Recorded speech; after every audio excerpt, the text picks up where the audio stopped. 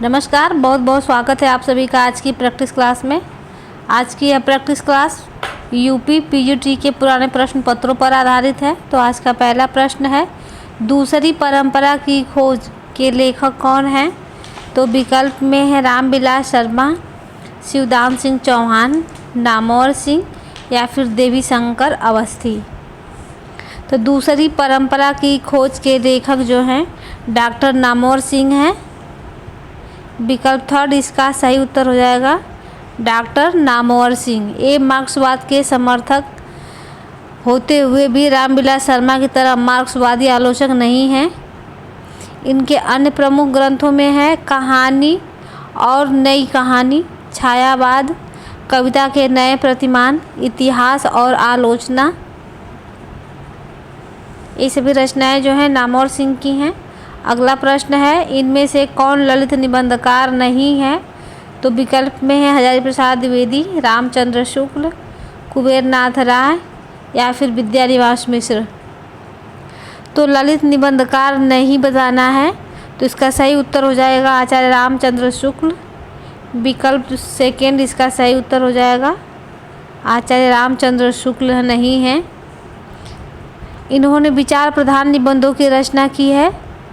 शुक्ल जी के निबंधों का संग्रह जो है चिंतामणि भाग 1 एवं भाग 2 है। चिंतामणि को पहले विचार विधि नाम से छापा गया था। यह इनका निबंध संकलन है जो 1930 ईस्वी में प्रकाशित हुआ है।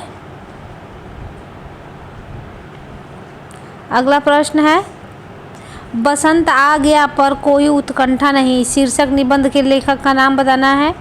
यह किसका निबंध है? तो विकल्प में है बाल मुकुंद गुप्त, प्रताप नारायण मिश्र, विद्यानिवास मिश्र या फिर इनमें से कोई नहीं।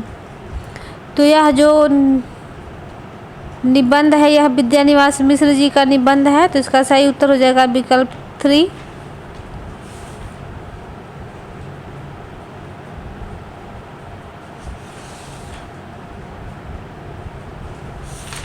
अगला प्रश्न है, हंस पत्रिका के संस्थापक का नाम बताना है। हंस पत्रिका के संस्थापक कौन हैं? तो विकल्प में है प्रेमचंद, जयशंकर प्रसाद, राजेंद्र यादव या फिर मार्कंडेय। तो हंस पत्रिका के संपादक मुंशी प्रेमचंद जी हैं। विकल्प 1 इसका सही उत्तर हो जाएगा।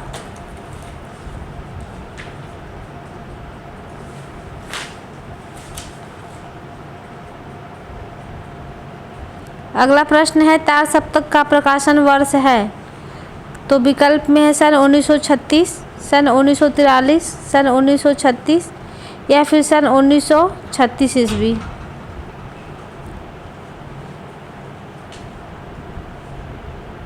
तीनों विकल्प सेम दिया गया है 1936, 1936, 1936, जिसका सही उत्तर हो जाएगा विकल्प 2 1943 ईस्वी। तार सप्तक का प्रकाशन वर्ष 1943 ईस्वी है। इसका प्रकाशन अज्ञे जी ने किया है। अगला प्रश्न है, हरी घास पर क्षणभर शीर्षक काव्य संकलन के रचयिता कौन है? तो विकल्प में है रामधारी सिंह दिनकर, निराला, अज्ञे या फिर इनमें से कोई नहीं। तो हरी घास पर क्षणभर शीर्षक काव्य संकलन के रचयिता अज्ञे जी हैं। तो इसका सही उत्तर हो जाएगा विकल्प 3। इनकी अन्य प्रमुख कृतियों में है भग्नदूत, चिंता, इत्यलम, बावरा अहेरी, इंद्रधनुष रौदे हुए थे, अरिओ पर करुणा प्रभा में, आंगन के पार द्वार, कितनी नावों में कितनी बार, सागर मुद्रा, महावृक्ष के नीचे। ये सभी रचनाएं जो हैं अज्ञे जी की हैं। अगला प्रश्न है, आवारा मसीहा के लेखक कौन हैं? तो विकल्प में है विष्णु प्रभाकर, श्रीलाल शुक्ल, रमेश कुंतक मेघ या फिर रमेश चंद्र शाह। तो आवारा मसीहा के लेखक विष्णु प्रभाकर है। यह बंगला भाषा के प्रसिद्ध उपन्यासकार शरद चंद्र की जीवनी है आवारा मसीहा। इसका सही उत्तर हो जाएगा विकल्प 1। अगला प्रश्न है निम्नलिखित में से किस लंबी कविता के रचयिता मुक्तिबोध हैं? तो विकल्प में है पेशोला की प्रतिध्वनि, अंधेरे में, राम की शक्ति पूजा या फिर असाध्य बीड़ा। मुक्तिबोध की रचना का नाम बताना है, तो इसका सही उत्तर हो जाएगा अंधेरे में। अंधेरे में नामक लंबी कविता के रचयिता मुक्तिबोध हैं। इनकी अन्य रचनाओं में है लकड़ी का रावण, ब्रह्म राक्षस, अंधेरे में, यह इनकी लंबी कविता है। अगला प्रश्न है जयशंकर प्रसाद के अधूरे उपन्यास का नाम है। जयशंकर प्रसाद के अधूरे उपन्यास का नाम बताना है। तो आप सभी लोगों को पता है कि जयशंकर प्रसाद के अधूरे उपन्यास का नाम इरावती है। विकल्प 3 इसका सही उत्तर हो जाएगा।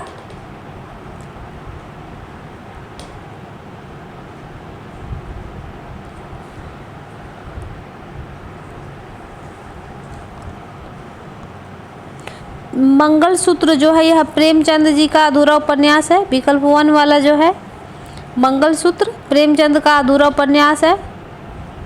अगला प्रश्न है बामन दास इनमें से किस उपन्यास के पात्र हैं? तो विकल्प में है गोदान, परती परिकथा, बलचनमा या फिर मैला आंचल। तो बामन दास जो है मैला आंचल के पात्र हैं, तो इसका सही उत्तर हो जाएगा विकल्प 4 मैला आंचल। अगला प्रश्न है तीसरी कसम फिल्म किस लेखक की कहानी पर बनाई गई है? तो विकल्प में है प्रेमचंद, फणीश्वरनाथ रेणु, चंद्रधर शर्मा गुलेरी या फिर जैनेन्द्र। तो तीसरी कसम जो है फणीश्वरनाथ रेणु की कहानी पर बनाई गई है, इसका सही उत्तर हो जाएगा विकल्प 2। अगला प्रश्न है भारत मित्र पत्र प्रकाशित होता था, कहाँ से प्रकाशित होता था? तो विकल्प में है कलकत्ता, पटना, कानपुर या फिर दिल्ली। तो भारत मित्र जो है यह पत्र कलकत्ता से प्रकाशित होता था। विकल्प 1 इसका सही उत्तर हो जाएगा कलकत्ता। अगला प्रश्न है राजेंद्र यादव एवं मन्नू भंडारी द्वारा संयुक्त रूप से लिखा गया उपन्यास है। कौन सा उपन्यास इन दोनों लोग मिलकर लिखे हैं? तो विकल्प में है सारा आकाश, आपका बंटी, मुर्दा सराय या फिर 1 इंच मुस्कान। तो इसका सही उत्तर हो जाएगा राजेंद्र यादव और मन्नू भंडारी द्वारा संयुक्त रूप से लिखा गया उपन्यास है 1 इंच मुस्कान। विकल्प 4 इसका सही उत्तर हो जाएगा।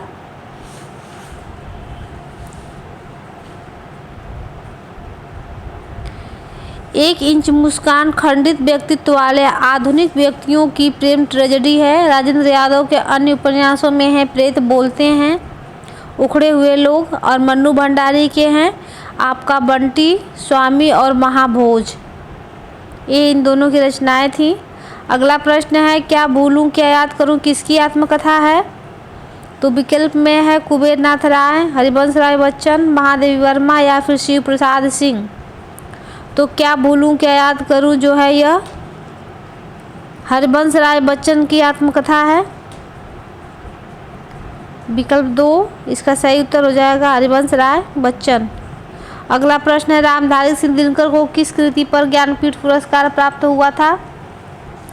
तो विकल्प में है उर्वशी, कुरुक्षेत्र, सामधेनी या फिर हुंकार।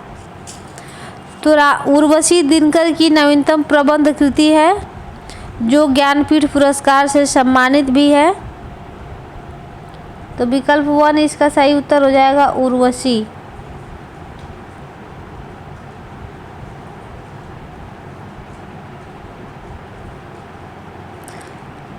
और रामधारी सिंह दिनकर की प्रमुख कृतियों के नाम है बारदोली विजय, प्रणभंग, रेणुका, हुंकार, रसवंती, कुरुक्षेत्र, रश्मिरथी, नील कुसुम और परशुराम की प्रतिज्ञा। ये सभी रचनाएं जो हैं रामधारी सिंह दिनकर की हैं। अगला प्रश्न है अरविंद दर्शन से प्रभावित हिंदी के कवि हैं कौन हैं? तो विकल्प में जयशंकर प्रसाद, निराला, सुमित्रा नंदन पंत या फिर मैथिली शरण गुप्त।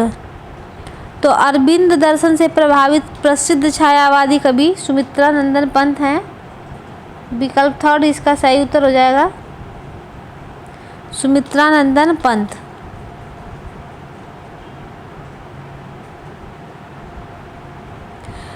सुमित्रानंदन पंत की बाद की रचनाओं में स्वामी विवेकानंद और महर्षि अरविंद के अध्यात्म का प्रभाव पड़ा है इनके ऊपर। अगला प्रश्न है, इनमें से कौन सा उपन्यास राही मासूम रजा द्वारा लिखित है? तो विकल्प में है नूतन ब्रह्मचारी, आधा गांव, काला जल या फिर पुनर्नवा।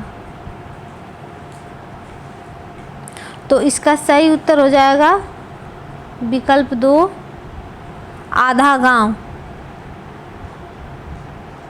पुनर्नवा जो है यह हजारी प्रसाद द्विवेदी की रचना है। अगला प्रश्न है, बाणभट्ट की आत्मकथा यह किस विधा की रचना है? तो यह एक उपन्यास है, तो इसका सही उत्तर हो जाएगा विकल्प 4। अगला प्रश्न है, चंद्रावली नाटिका के लेखक हैं कौन हैं? तो विकल्प में है भारतेंदु हरिश्चंद्र, लक्ष्मी नारायण मिश्र, लक्ष्मी नारायण लाल या फिर इनमें से कोई नहीं। तो चंद्रावली नाटक के लेखक का नाम बताना है। तो यह किसकी रचना है? तो यह भारतेंदु हरिश्चंद्र की नाटिका है। विकल्प 1 इसका सही उत्तर हो जाएगा। चंद्रावली नाटिका है हरिश्चंद्र जी का।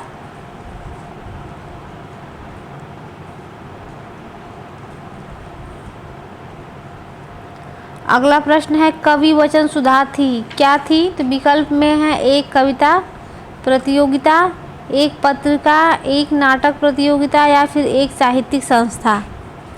तो कवि वचन सुधा जो है यह एक प्रकार की पत्रिका थी। विकल्प 2 इसका सही उत्तर हो जाएगा पत्रिका। अगला प्रश्न है, इस कवि वचन सुधा को भारतेंदु जी ने जो है 1868 में निकाला था। इसके 5 वर्ष बाद 1873 ईस्वी में इन्होंने हरिश्चंद्र मैगजीन नामक मासिक पत्रिका निकाली, जिसका नाम 8 अंकों के उपरांत हरिश्चंद्र चंद्रिका कर दिया गया था। और इनकी तीसरी पत्रिका थी बाला बोधनी, जो केवल नारी शिक्षा के पर आधारित थी। अगला प्रश्न है, महावीर प्रसाद द्विवेदी ने सरस्वती पत्रिका का संपादन शुरू किया था, कब से किया था? तो विकल्प में है सन 1900 से, सन 1901 से, 1903 से या फिर 1914 से। तो महावीर प्रसाद द्विवेदी जी ने जो है सरस्वती पत्रिका का संपादन का कार्य 1903 से प्रारंभ किया था। विकल्प 3 इसका सही उत्तर हो जाएगा। अगला प्रश्न, एक भारतीय आत्मा निम्न में से किस कवि का उपनाम है?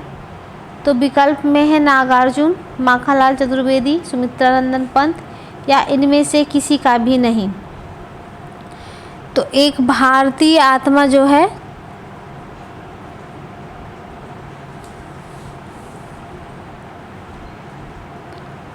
माखनलाल चतुर्वेदी जी को कहा जाता है।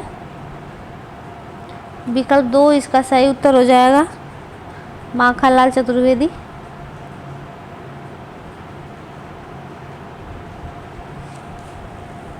अगला प्रश्न है, प्रेमचंद की अंतिम कहानी थी कौन थी अंतिम कहानी? तो विकल्प में है ईदगाह, कफन, ठाकुर का कुआं या फिर बड़े घर की बेटी। तो प्रेमचंद जी की अंतिम कहानी कफन है, जो 1936 ईस्वी में लिखी गई थी। कफन। विकल्प 2 इसका सही उत्तर हो जाएगा।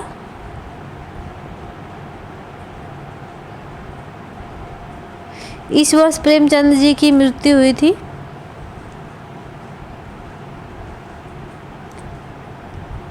ईदगाह, बड़े घर की बेटी 1936 के पहले में लिखी गई थी। अगला प्रश्न है, आधुनिक काल की किस काव्य धारा में रहस्यवाद की भावना पाई जाती है? तो विकल्प में है द्विवेदी युग, छायावाद, प्रगतिवाद या फिर प्रयोगवाद। तो आधुनिक काल में जो है छायावादी काव्यधारा में जो है रहस्यवाद की भावना पाई जाती है। छायावाद में तो विकल्प 2 इसका सही उत्तर हो जाएगा। अगला प्रश्न है ज्ञानपीठ पुरस्कार से सम्मानित नहीं किए गए हैं। एक कवि हैं जो ज्ञानपीठ पुरस्कार से सम्मानित नहीं है, वो कौन है? तो विकल्प में है रामधारी सिंह दिनकर, जयशंकर प्रसाद, सुमित्रानंद पंत या फिर नरेश मेहता। तो इसका सही उत्तर हो जाएगा विकल्प 2 जयशंकर प्रसाद हैं, जिन्हें ज्ञानपीठ पुरस्कार नहीं मिला है। अगला प्रश्न है रामचरितमानस महाकाव्य की रचना शैली है।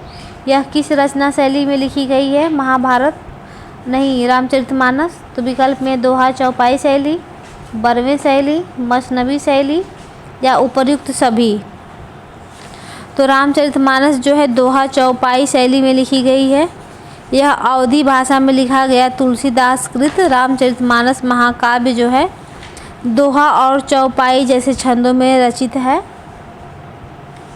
विकल्प 1 इसका सही उत्तर हो जाएगा, दोहा चौपाई शैली। अगला प्रश्न है बिहारी रीतिकाल के किस काव्यधारा के कवि हैं? बिहारी दास। तो आप सभी लोगों को पता है, फिर भी विकल्प बताते हैं, रीतिबद्ध, रीति सिद्ध, रीति मुक्त या इनमें से कोई नहीं। तो रीति सिद्ध कवि हैं बिहारी। तो विकल्प 2 इसका सही उत्तर हो जाएगा, रीति सिद्ध। रीति मुक्त में आते हैं घनानंद, आलम, बोधा, ठाकुर, द्विजदेव। चलिए अगला प्रश्न है भूषण 2 राजाओं के दरबारी कवि थे। इनमें से पहले थे शिवाजी और दूसरे कौन थे? विकल्प में है महाराणा प्रताप, राणा सांगा, छत्रसाल या फिर संभाजी। 70 नंबर का प्रश्न है, तो इसका सही उत्तर हो जाएगा दूसरे हैं छत्रसाल। इन्होंने एक दोहा भी लिखा था कि शिवा को बखानो की बखानो छत्रसाल को। यही इनके 2 राजा थे जिनके ये आश्रय में रहे हैं। तो इसका सही उत्तर हो जाएगा विकल्प 3। अगला प्रश्न है सूची 1 का सूची 2 से मिलान करना है और कूट की मदद से सही उत्तर का चयन करना है। तो यहाँ पे कवि हैं और उनके काल को बताना है। तो सीधे इसको हम मिला देते हैं। आदिकाल के कवि हो जाएंगे अमीर खुसरो। अमीर खुसरो जो है आदिकाल के कवि हैं। अ का तीसरा हो जाएगा, ब का जो है ये भक्ति काल के हो जाएंगे, जैसे सूफी काव्यधारा के हैं। और रीतिकाल के हो जाएंगे आलम और आधुनिक काल के हो जाएंगे भारतेंदु युग के भारतेंदु हरिश्चंद्र। विकल्प में देखें तो विकल्प 3 इसका सही उत्तर हो जाएगा। अगला प्रश्न है अवधी एवं ब्रज भाषा दोनों में रचना करने वाले कवि हैं। कौन हैं जिन्होंने दोनों भाषाओं में रचना की है? तो विकल्प में है सूरदास, तुलसीदास, घनानंद या फिर उपर्युक्त सभी। तो तुलसीदास जी हैं जो अवधी और ब्रज दोनों ही भाषाओं का प्रयोग किए हैं अपनी रचनाओं में। तो विकल्प 2 इसका सही उत्तर हो जाएगा। अगला प्रश्न है कालक्रम की दृष्टि से इनमें सबसे पुराने कवि हैं। कौन हैं कवि सबसे पुराने? तो विकल्प में है तुलसीदास, सूरदास, बिहारी या फिर विद्यापति। कालक्रम के हिसाब से बताना है। तो कालक्रम की दृष्टि से जो है विद्यापति आदिकाल के कवि हैं। विकल्प 4 इसका सही उत्तर हो जाएगा।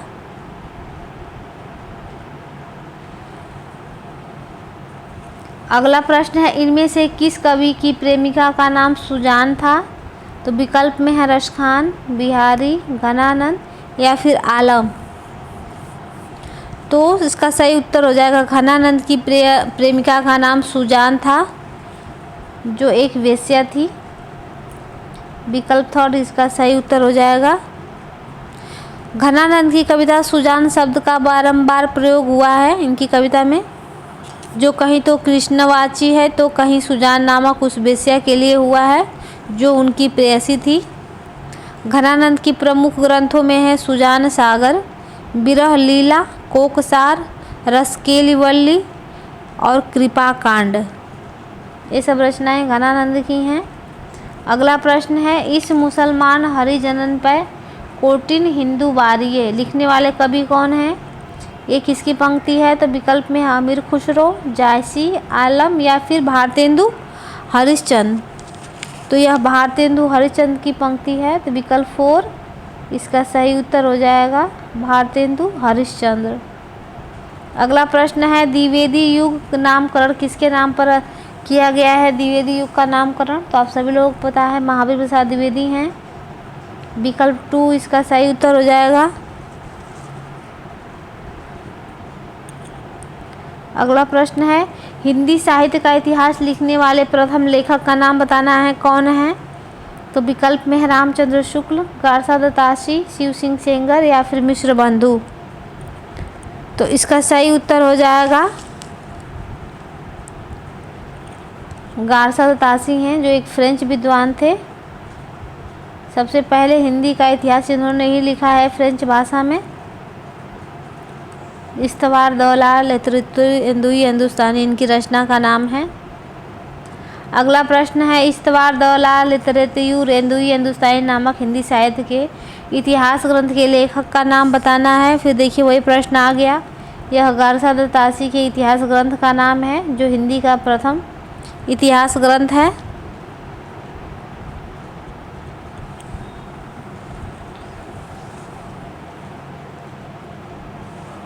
जो फ्रेंच भाषा में लिखा गया है। अगला प्रश्न है, आचार्य रामचंद्र शुक्ल के अनुसार हिंदी साहित्य के आदिकाल की समय सीमा क्या है?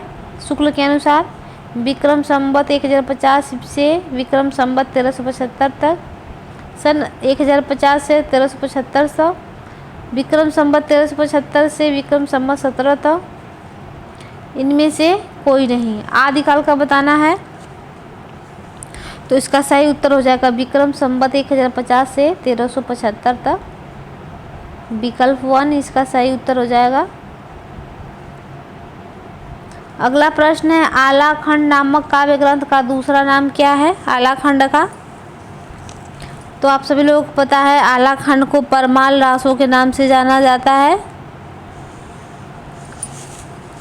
यह एक गेय काव्य है। परमाल रासों का रचयिता जगनिक हैं।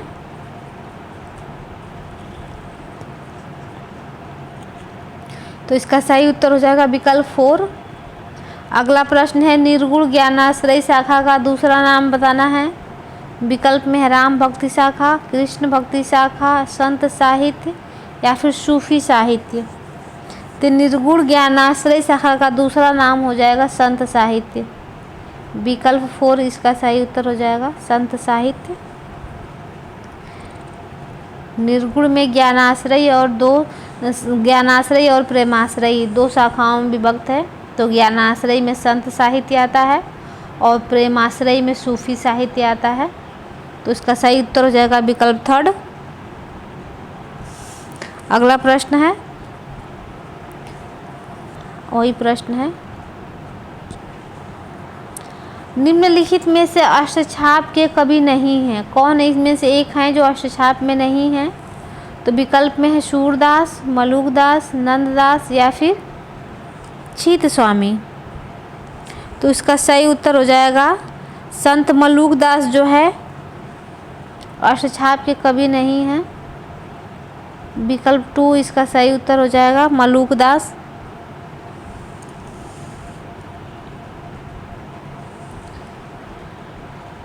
अष्टछाप की स्थापना गोसाई विठलनाथ ने की थी। इन 8 कवियों के नाम हैं कुंभनदास, परमानंद दास, सूरदास, कृष्णदास, गोविंद स्वामी, छीत स्वामी, चतुर्भुज दास और नंददास।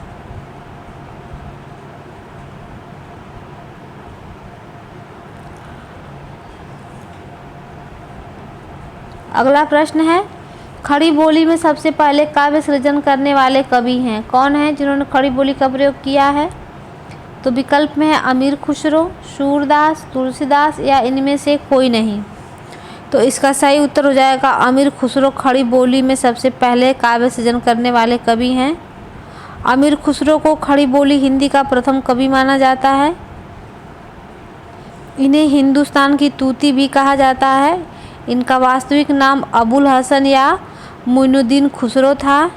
हिंदी में खुसरो की 3 रचनाएं मानी जाती हैं, खालिक बारी, हालात ए कन्हैया और नजरान ये हिंदी। तो इसका सही उत्तर हो जाएगा विकल्प 1। अगला प्रश्न है, अष्टछाप के संस्थापक कौन थे? तो विकल्प में है रामानंद, वल्लभाचार्य, रामानुजाचार्य या फिर विट्ठलनाथ। तो ऊपर वाले प्रश्न अभी हमने बताया है। अष्टछाप के संस्थापक जो हैं गोसाई विट्ठलनाथ जी हैं। तो इसका सही उत्तर हो जाएगा विकल्प 4, विट्ठलनाथ। इन्होंने 8 भक्त कवियों में 4 वल्लभाचार्य के शिष्य थे और जो है 4 गोस्वामी विट्ठलनाथ के शिष्य थे। इन दोनों को मिलाकर इन्होंने अष्टछाप की स्थापना की थी। 4 अपने और 4 अपने पिताजी के शिष्यों को मिलाकर अष्टछाप की स्थापना की थी इन्होंने। अगला प्रश्न है, कृष्ण गीतावली नामक ग्रंथ के रचयिता कौन हैं? तो विकल्प में है तुलसीदास, सूरदास, रैदास या फिर केशवदास। तो कृष्ण गीतावली नामक काव्य ग्रंथ के रचयिता जो हैं तुलसीदास जी हैं। विकल्प 1 इसका सही उत्तर हो जाएगा। तो यह आज का लास्ट प्रश्न था। तो आज के लिए बस इतना ही। मिलते हैं नेक्स्ट वीडियो में, तब तक के लिए धन्यवाद।